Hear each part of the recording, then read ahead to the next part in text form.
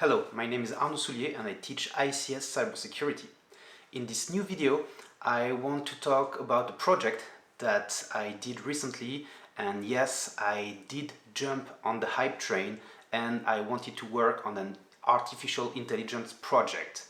So why? Well, two main reasons. The first one is that recently, when I say recently, that's October 2023, if you're from the future, which you obviously are because you cannot watch the video live and you cannot watch it before I make it, so you're obviously in the future. Well, let's continue. So recently there was a company-wide event at Wavestone, which is my employer, and the theme was artificial intelligence. So all the people, all the employees from Wavestone France, and I think Belgium as well, they gathered in Paris and we had a lot of workshops to discuss that. And I was in charge of handling two workshops on artificial intelligence linked to industrial control systems, cybersecurity, of course, which is my specialty.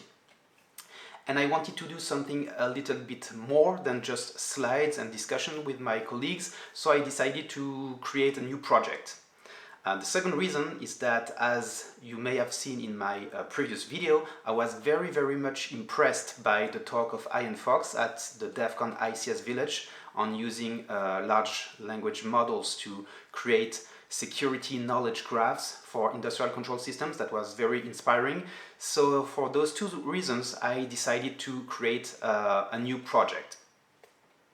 How did I do that? Well, I remembered that during Ian Fox's talk at DEF CON, he mentioned Langchain as one of the main building blocks of what he was building at the time. And so I decided to give it a try, okay? So that maybe is the first building block of my project. That is Langchain.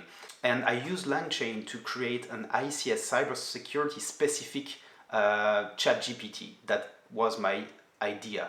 Okay, so I used Langchain, which is some kind of framework. It allows you to build LLM, so large language model applications using different type of LLMs. You can use OpenAI, which is what I did. You can use other type of models that can run in the cloud or locally, so that's quite interesting.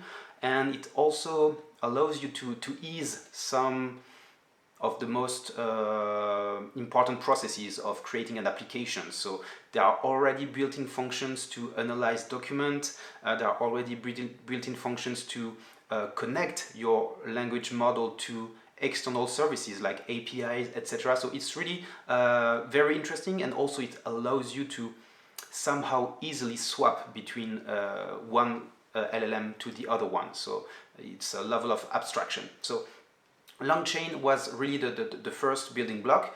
The second building block, of course, was OpenAI. I do not own the right hardware to be able to have, I would say, an efficient model running locally.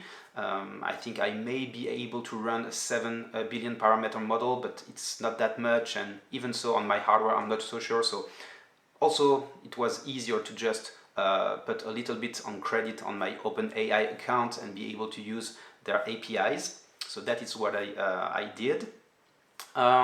Yes, the third one, important building block, was Pinecone. And Pinecone is some kind of, I would say, software as a service database, but it's not a standard database, it's what is called a vector database. Basically, from my understanding, which is very limited, it's like a normal database, but with a lot of different columns. So I think that the database I created has 1500 columns, okay? And that is used to store what is called embeddings. Embeddings are a vector representation of a chunk of text, okay? Most, and I think all large language models, they rely on the ability to understand a sentence and words, and this is done through transforming the sentence into a vector with a lot of dimensions, okay? And so Pinecone can be used as a free version if you do not have any specific, backup availability concern, which is my case. You can use that for free, and it allows you to create your own database in which you can store chunk of text that can be used by large language models like OpenAI GPT. Why do I need to store something? Well, my idea again was to create some kind of ChatGPT-like that has specific knowledge on ICS cybersecurity. And the way you do that with LLMs, I think there are two options. The first one would be to create your own large language model with specific training data based on ICS cybersecurity. That would be a very expensive process in terms of time and computing power, so really out of my reach. However, what can be done quite easily is what is called, I think, RAG, Retrieval Augmented Generation, which means when you ask your question to the large language model, you put some data as context, okay? And so that's what I did. So the way my program works is that it will fetch from the database the three results that look like the most like my questions, and it will feed that to OpenAI at the same time as my question. Okay, so you get data from document and you feed it to the LLM, which will use that to provide, I would say, a more relevant answer. Last building block is Streamlit. That is something that I didn't know even a few weeks ago, because once you have done all of that, you want to be able to use it and maybe to show it to your friends or your colleagues. And so Streamlit is a framework to easily create a web page that can be used for LLM's applications. So it's kind of specific. They also host your application for free. It's really easy to use. I was wondering how much time I would need to create a web app, and quite frankly it's like a few hours if you, like me, suck at programming. So it was really easy, and I recommend using it for those purposes. Okay, so we have those 4 building blocks, and I think maybe now it's time to discuss, okay, but what kind of knowledge can I provide to my large language model? And I decided to have 3 different sources of knowledge. The first one is YouTube channel videos. So I selected a few YouTube channels, and I think that was the S4 conference channel, Sans ICS channel, the ICS Village channel, as well as RealPars. RealPars, you may not know it, it's not related to cybersecurity, but they have great educational videos on automation. So I downloaded from YouTube the transcript, so like the subtitles for all of those videos, and I put that into the Pinecone database. I did the same with my own e-learning training videos. So I took all of my training videos, I extracted the sound, I sent it on an AWS S3 bucket, and then I use AWS Transcribe to translate the audio into text, and then again I put the text into the Pinecone database. Lastly, and this is where I'm not sure it is fully legal, I also had some Kindle books about ICS cybersecurity. So what I did is that I removed the DRMs from those Kindle books, I transformed them into TXT file, and then I splitted the content of the books into chunk of text that were transformed into embeddings, so vectors, and stored again in Pinecone. That is why the application is not released publicly, because I do not really own that knowledge. It was more, to test and experiment. And so I'm not sure it would be allowed to use the Kindle books to create knowledge. So I really have no idea. So I did it on my computer just to test, but I didn't release it widely to the internet. Okay, so now that I explained the whole concept, I think it's time to show you the piece of code that I developed, and it's also available on my GitHub. But now I will walk you through how I created the specific knowledge data, and then I will show you how I created my application. Let's take a deeper look at what I did, and I will start by showing this Python notebook that I created to, I would say, craft the data to be sent to Pinecone database. So the first source of knowledge was YouTube. So I use ScrapeTube to get the list of all the videos from one YouTube channel. I did that on the 4 YouTube channels that I mentioned: S4, Real Parse, ICS Village, and then the Sense ICS. So basically I get directly the text from the YouTube transcript API. So here you can see the list of the video titles formatted here as a data set. Then I put that into Pinecone.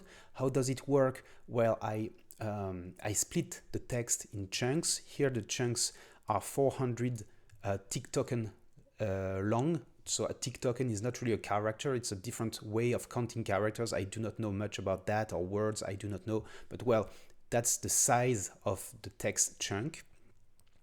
I send the text to OpenAI. OpenAI responds back with the vector to be stored in Pinecone. Okay, so that's, I would say, quite easy.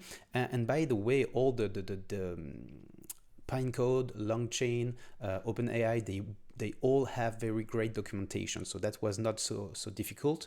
And I also want to mention one YouTube channel that's called Prompt Engineer or Prompt Engineering. You will also find the link in the description. That is the channel that I used the most when I was trying to build this. Okay, so that was the first source of data. Secondly, my e-learning videos. So what is the first way? I download all my videos, I extract the audio as MP3, I store that in a S3 bucket on AWS, and then I use AWS Transcribe to get back the text corresponding to my audio. Okay, then again, I can use this text to use OpenAI embeddings to get the vectors and store it into Pinecone. Last topic, the Kindle books. So first you need to remove the DRMs. So again, I have no idea if you can do that or not legally. I think if you do not publish it, that should be okay. So I exported the books to text file, and then I split it in chunks, and then likewise I put that into Pinecone. Okay. And then you have some piece of code to test OpenAI by sending the request, okay? But I'm not gonna go into all of that. I will now go to the second page. So that's my web app, okay? So I will show you how it works. So I'm supposed to be able to just run Streamlit OTSec GPT web. Let's try to do that.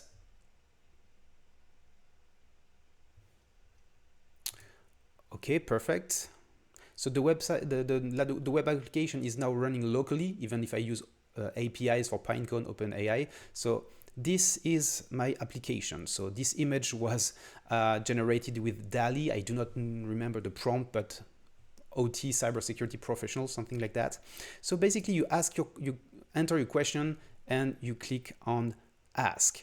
So let's try that on a very simple question. Should I expose Modbus device to the internet? Now, when I click on ask, the first thing that happens is that it fails for some reason. I mean, it somehow it always fails the first try. Quite frankly, I have no idea why. I tried to modify it, but let's try again. Now it works. So now the first thing I programmed was to get the list of the sources. So as you can see here, the most relevant sources seems to be those 3 videos. And you can click to see the content, and you have the URL of the video. Okay, and now I'm sending not 1, but 3 different requests to OpenAI. The first one is with GPT 3.5. So that's a very simple request, and actually the answer is quite good. No, it's not recommended to expose Modbus device to the internet. I also send a request using GPT-4, which is more complex and a little bit more expensive to use. And you have, I would say, a more complete answer.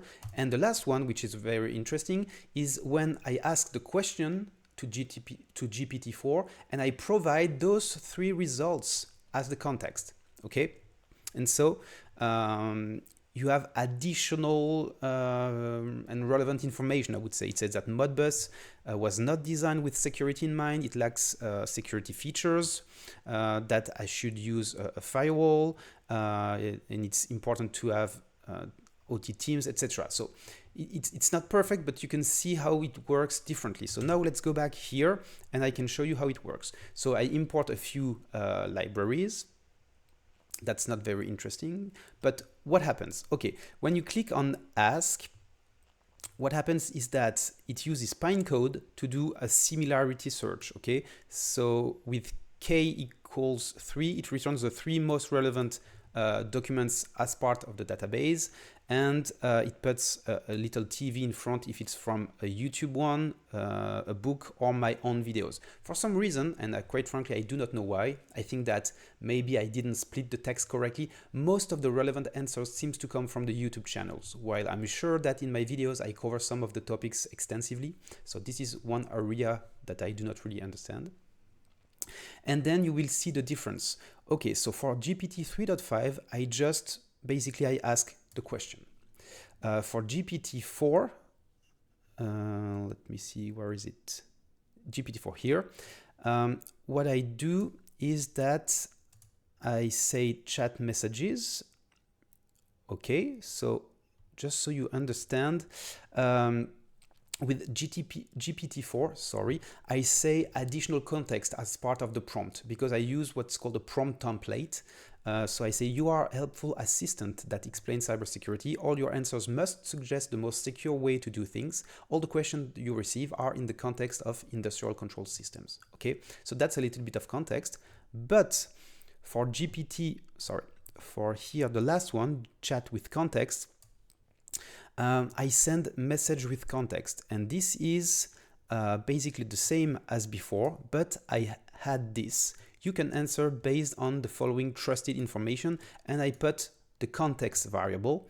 And if you take a look, what is the context variable? It's the result of the similarity search. Okay, so that's how it works, and that's why you have 3 different questions here, 3 different type of answers, and in an ideal world they should be gradually more relevant, but it's not always the case because it's just an experiment, and I think there's a lot of things, a lot of additional things to do. Let's try a few other one. Let's say I remove device and I say, should I expose Modbus to the internet? It fails. I'm quite sure it's because I'm really bad at programming. Okay, so now you see that the resources are a little bit different, and that's an example I used earlier, I think, when I was doing some tests. So now it's sending all of that to OpenAI, the 3 different queries. That's why it's a little bit slow.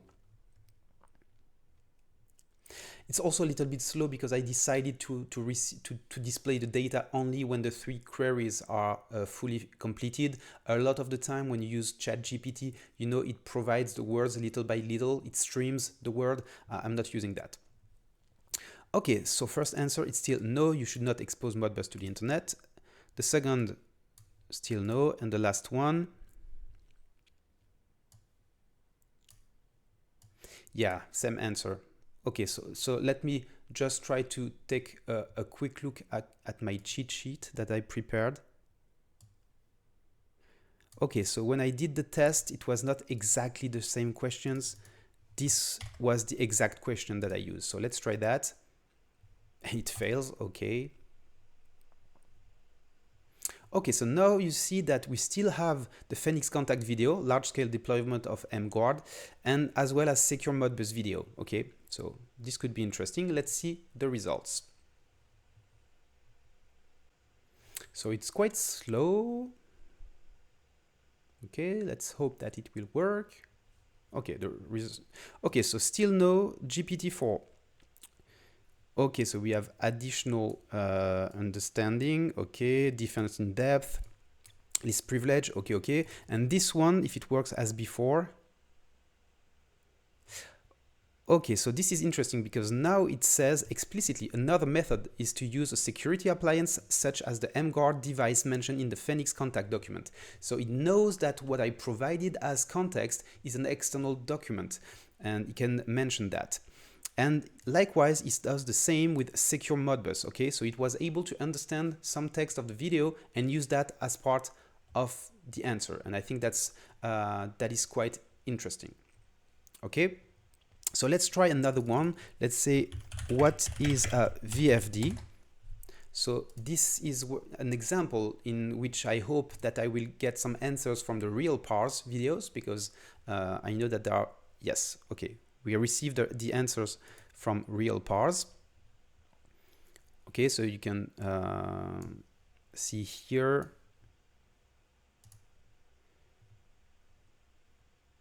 two different parts of the same video. And let's try to see the results. And actually, since I did this example before, I know that even ChatGPT 3.5 knows what a VFD is, but you will see that if it works as the last time, the answer is way better in those two answers. Okay, so VFD is variable frequency drive. Okay, here it says that he drives an electric motor, etc., etc. Since I give it some additional prompt saying it is in the context of cybersecurity, we now receive a few, I would say, general recommendation, not really very relevant. And the last one here, you know that it took some information from the video again to explain in more details what the VFD does. Okay, so I think that's very very interesting. Let's try a last one. Is the Purdue model a model for network segmentation?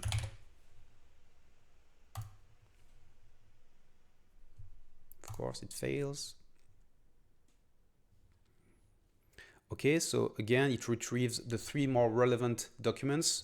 Again, strangely, only YouTube videos. I have to work on that. I think I probably messed up my embeddings for the books and for my own training. Maybe for my own training, it's my accent and the transcription is not really good. I have to check that. But there should definitely be books in here. I will try a last example after that, maybe about books. Okay, so let's wait for the result of the OpenAI. Okay. No, the Purdue model is not a model for network segmentation. It's a reference model for open system interconnection that provides a framework for communication between different computers on the network. Well, that's not really a good answer. GPT-4, yes, it is indeed a model for network segmentation, specifically designed for industrial control systems. It was designed by the ISA, okay, multiple levels, level 0, level 5. It explains why we need to do that. So that's not so bad. This one is actually shorter. And my personal answer, of course, would be no. The Purdue model is it's a model, it's an abstraction of the different components in an enterprise environment, industrial enterprise environment, but it should not be considered as a model for network segmentation. Yes, of course, you need to segment between some of the layers of the Purdue model, but it was not designed as a network segmentation model. Okay, so I do not think that this answer is correct, but I have to admit that this is a difficult one. Okay, so let's try a last one, because I know that one of the book that I used is on process hazard analysis review for cybersecurity. So how can I formulate this question?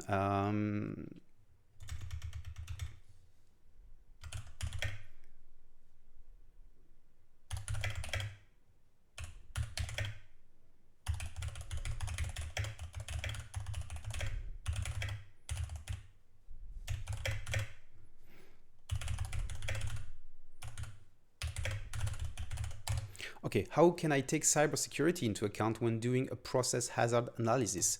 Maybe I should have asked the question the other way around. How can I use safety analysis as part of my cybersecurity analysis? But let's see. Okay, so now it works. It was able to retrieve some of the content from my book, my Kindle book, Security Process Hazard Analysis Review. So that's good.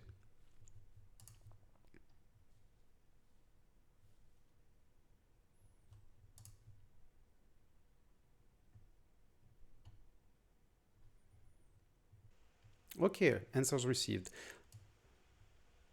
Okay, so that's very, very, we have a number list, key assets. Okay, so basically that, Yeah, at least it looks good. Okay, so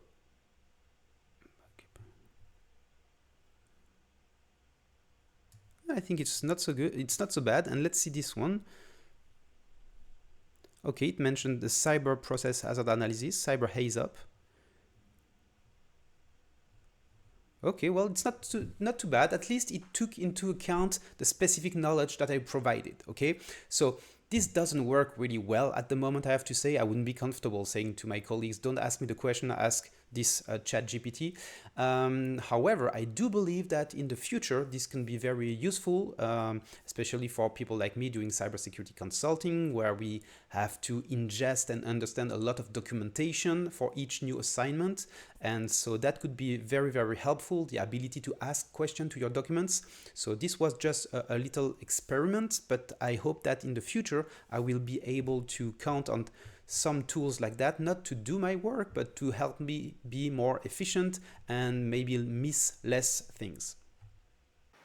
Okay, so all of that is available on my GitHub account. The link is in the description. I hope you liked the video, and if you want, you can click subscribe or even click the like button, but I do not care that much, so do not worry too much about it, and see you soon.